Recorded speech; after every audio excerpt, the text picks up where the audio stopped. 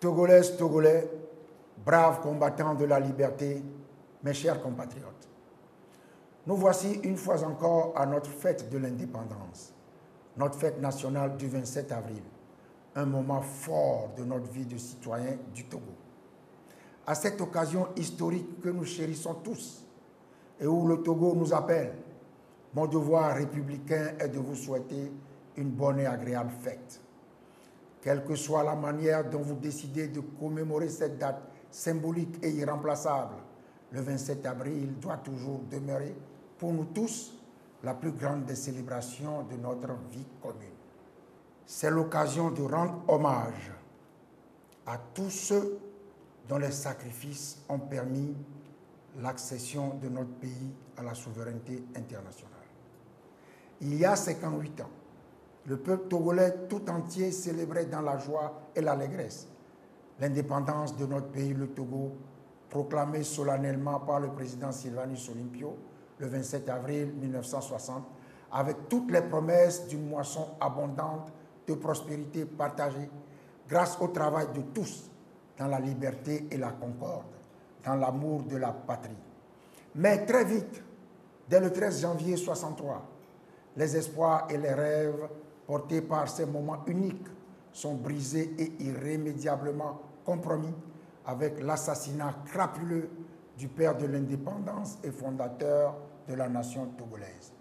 Depuis lors, une dictature implacable confisque le pouvoir d'État et s'évertue à le conserver dans le sang.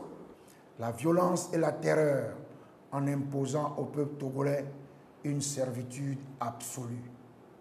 Cette dictature, le RPT UNIR, s'emploie à saper les fondements de notre nation, aux revendications légitimes des filles et fils du pays qui aspirent à la paix, à la justice, à la liberté et à la dignité, au respect des droits de l'homme et des principes de l'état de droit, de la démocratie et de la bonne gouvernance. Le RPT UNIR oppose systématiquement la violence et la terreur, les arrestations arbitraires, la terreur et les assassinats, la falsification et la fraude, la corruption, l'achat de conscience et le mensonge, le non-respect des engagements pris, la force brutale et les coups de force répétés. Après plus de 40 ans d'un pouvoir des plus autocratiques et sans partage avec Gnassingbé Père, le RPT UNIR continue aujourd'hui de faire couler le sang des Togolaises et des Togolais pour s'accrocher au pouvoir avec le fils, Faure Gnassingbé, arrivé au pouvoir en 2005 après le massacre de plusieurs centaines de nos concitoyens. Il y a donc plus d'un demi-siècle que notre pays, le Togo, vit une grave crise sociopolitique, une crise profonde avec de graves violations des droits de l'homme, y compris des massacres de population. Nous pensons avec effroi aux morts de la lagune de Baie, au massacre du Fréau-Jardin, aux tueries planifiées et exécutées par le régime pour couvrir les hold-up électoraux. Nous pensons également aux enlèvements, aux assassinats, aux disparitions forcées et aux massacres de population, consécutifs à la succession dynastique chaotique de Yadema Gnassingbé. Nous pensons enfin aux tirs à bout portant sur des élèves et étudiants, ainsi que sur des manifestants aux mains nues, notamment à Mango, Dapaon, Bafilo, Sokoré, Lomé. C'est précisément dans le but de mettre définitivement un terme à cette grave crise que l'ensemble des forces démocratiques togolaises concède le 20 août 2006, sous l'égide de la CEDEAO et de l'Union européenne, la signature de l'accord politique global pour donner toutes les chances à la paix sociale, à la cohésion nationale et à la stabilité politique, notamment par la mise en œuvre de réformes politiques, constitutionnelles, institutionnelles et électorales. 12 ans après, les réformes prévues par l'APG demeurent lettre morte, avec pour conséquence la persistance d'un système de dictature pur et dur, soutenu par quelques inconditionnels. Ensemble avec les forces démocratiques, nous avons à maintes reprises mis en garde Faure Gnassingbé contre les conséquences de son refus obstiné de mettre en œuvre les réformes constitutionnelles, institutionnelles et électorales prescrites par l'APG.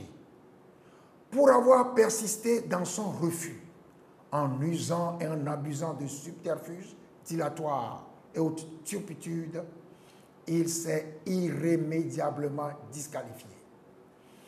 Déjà en mal de légitimité pour s'être approprié le pouvoir au travers de scrutins frauduleux, Faure Gnassingbé n'a plus aucune crédibilité et n'est plus habilité à faire les réformes.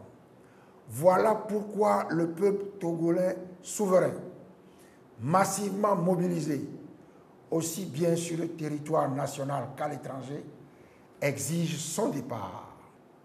Notre regroupement des 14 partis politiques de l'opposition porte et soutient pleinement et fermement cette exigence, ainsi que les aspirations profondes du peuple souverain.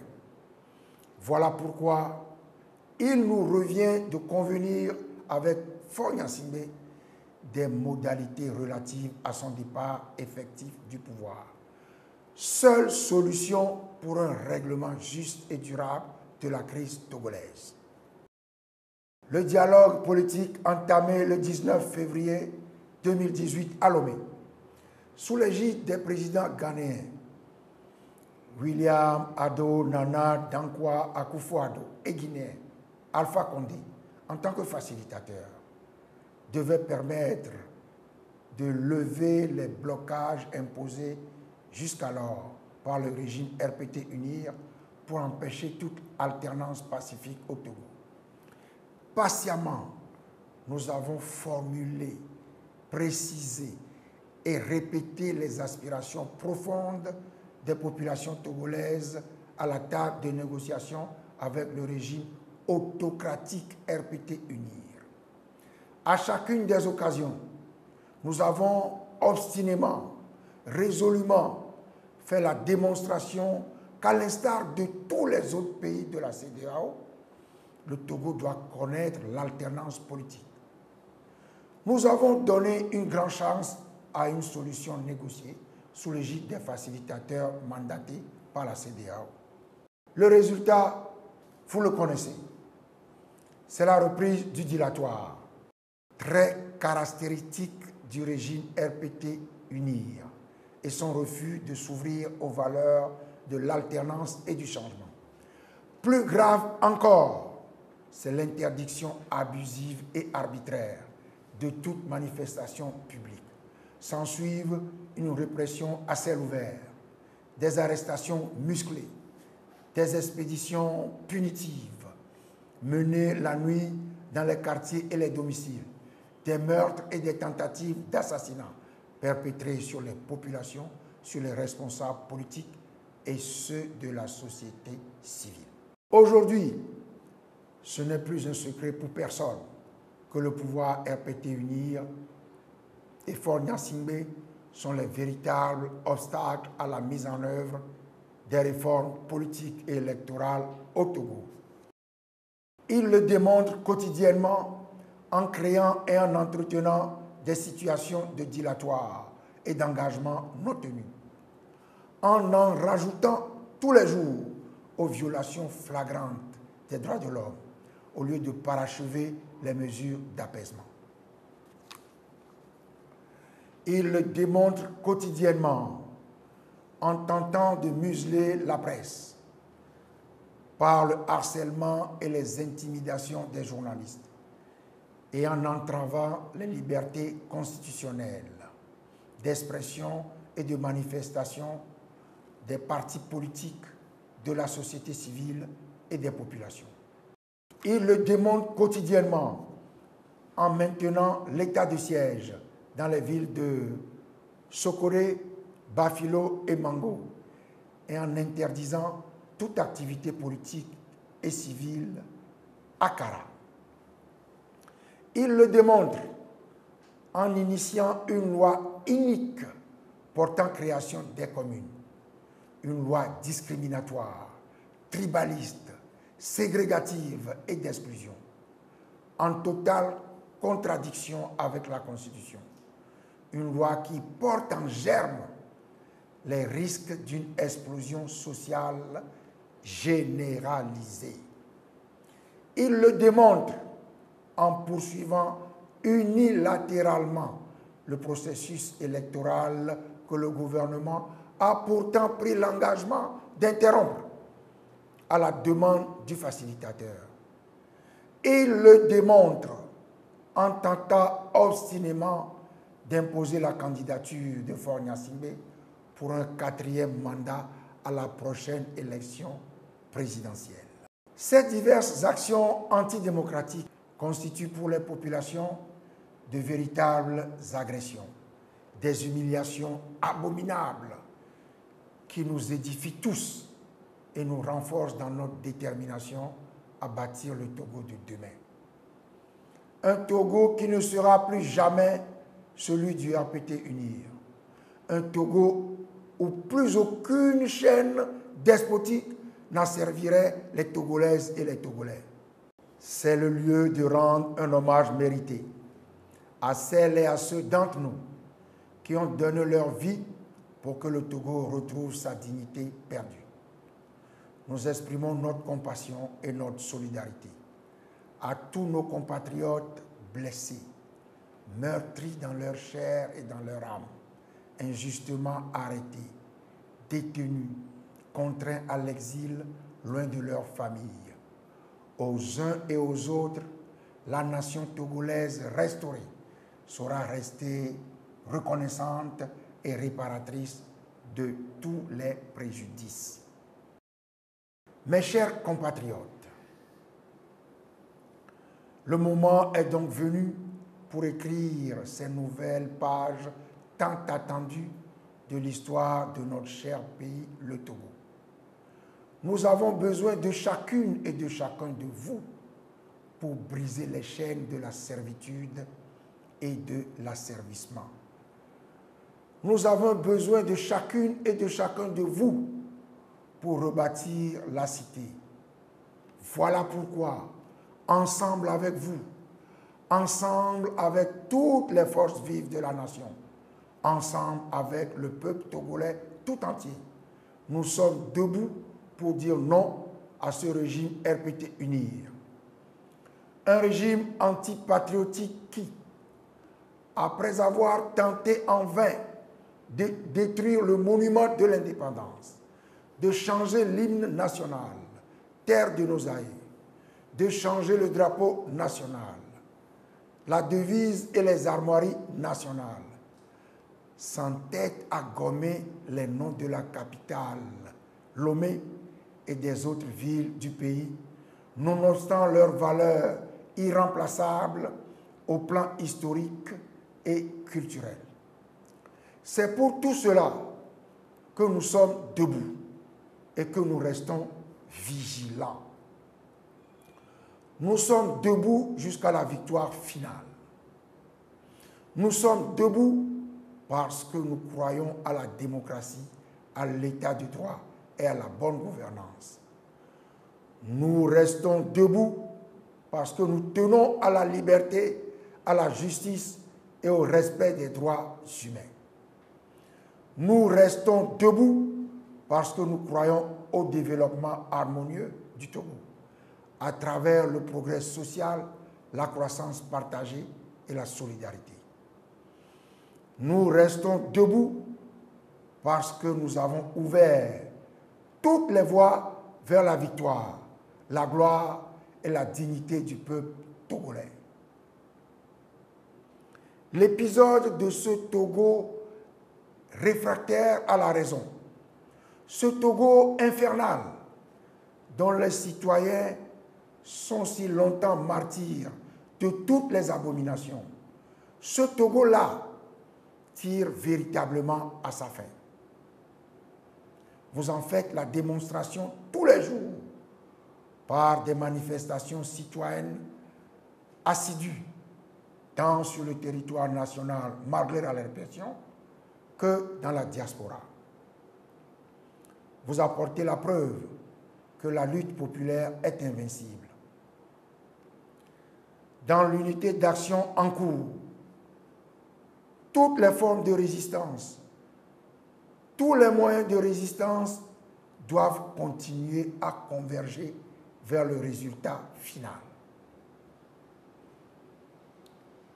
Mettre fin à toutes les atrocités infligées des décennies durant au peuple togolais par un régime de sanguinaires. Je voudrais ici remercier très vivement les partis politiques membres de CAP 2015 et du groupe des 6, ainsi que le CAR, le PNP et Santé du Peuple, et tous les partis politiques qui soutiennent les revendications des populations togolaises. Je remercie tous nos militants et sympathisants, les organisations de la société civile et les artistes, l'ensemble des forces démocratiques et les populations togolaises, ainsi que la diaspora qui prennent part ou s'associent à nos manifestations. Mes chers compatriotes, la férocité répressive démoniaque que le RPT UNIR oppose à la reprise de nos manifestations pacifiques confirme que ce régime vit ses derniers jours. Le peuple togolais souverain, du territoire national comme de la diaspora, triomphera inéluctablement de cette barbarie insensée. C'est au peuple qu'appartient l'avenir et le Togo sera une démocratie ou ne sera pas. À l'heure où je vous parle, les rafles quotidiennes et la chasse à l'homme se poursuivent à Lomé et ses environs, et dans certaines villes de l'intérieur, où les dirigeants ainsi que des militants et sympathisants de l'opposition activement recherchés sont contraints à la clandestinité. Nous exprimons encore une fois nos condoléances aux familles affligées et nos vœux de prompt rétablissement aux blessés. Nous réitérons notre pleine solidarité avec les personnes encore injustement détenues, les personnes exilées, déplacées ou contraintes à la clandestinité et les personnes dont les biens sont pillés ou détruits par les forces de répression.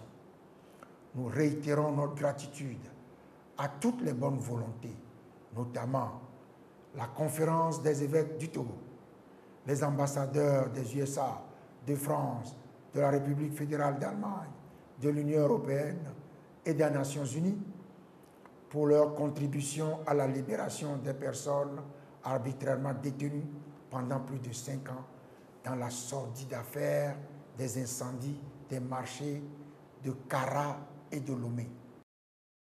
Nous exigeons la libération immédiate et sans condition de toutes les personnes encore détenues et nous demandons aux autorités togolaises d'arrêter la chasse à l'homme, les intimidations, les menaces et les harcèlements des citoyens dans toutes les villes et les campagnes du pays. De traduire pour une fois devant les tribunaux les auteurs et les commanditaires des violences perpétrées par les milices et les forces armées togolaises contre les populations, afin qu'ils répondent de leurs actes conformément à la loi. De respecter et de faire respecter sur toute l'étendue du territoire national le libre exercice des activités, notamment le droit de manifester publiquement et pacifiquement, garanti par la Constitution et les lois de notre pays, aux partis politiques, aux organisations de la société civile, y compris les syndicats et les étudiants. De lever tous les blocages au bon déroulement et à l'aboutissement satisfaisant du dialogue politique en cours. Vaillant peuple togolais, braves combattants de la liberté, mes chers compatriotes, avec vous, je reconnais que l'enthousiasme de la commémoration de cette fête du 27 avril aurait dû être grandiose et réconciliatrice. Mais pour l'heure, il nous faut reconquérir notre liberté. Que viennent les tyrans, ton cœur soupire vers la liberté, nous enseigne, terre de nos aïeux, ce chant sublime, ce serment solennel des pères de l'indépendance et fondateurs de la nation togolaise, qui traverse les âges jusqu'aux générations futures et qui constitue notre profession de foi à tous. Une profession de foi indestructible, une profession de foi infalsifiable, une profession de foi qui fonde notre conviction, notre engagement et notre détermination collective pour bâtir et enrichir et chérir un Togo qui appartienne enfin à son époque, un Togo que nous serons fiers de léguer à nos enfants. À tous, je demande donc de redoubler de vigilance et d'ardeur en cette phase cruciale de notre lutte commune et de répondre massivement à nos appels à la mobilisation générale. La nuit est longue, mais le jour vient.